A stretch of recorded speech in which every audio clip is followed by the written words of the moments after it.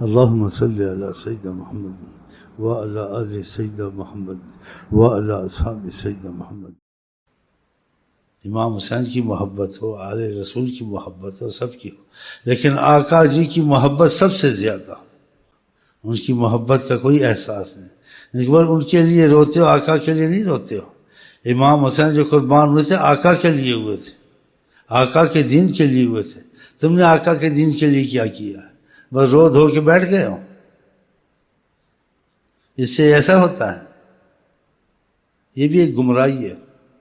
ایک کھل کی بات کر، کوئی میں سے بات کرتے ہیں، بات کرنے کو تیار ہوں۔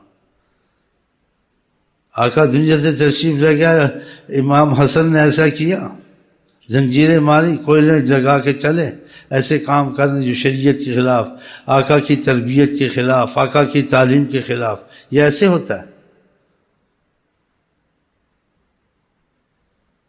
اس وقت موجود نہیں تھے اہل بیت۔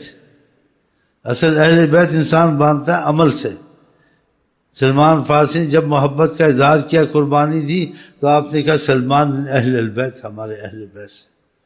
اہل بیت کی محبت کے صحابہ کو گالیاں دو، حضرت عمر کو گالیاں دو۔ جس نے نبی پہ جان قربان کی آل محمد بن جاتا ہے، جن کے ان کے خلاف کیا آل محمد ہو بھی آل محمد سے نکل جاتا ہے۔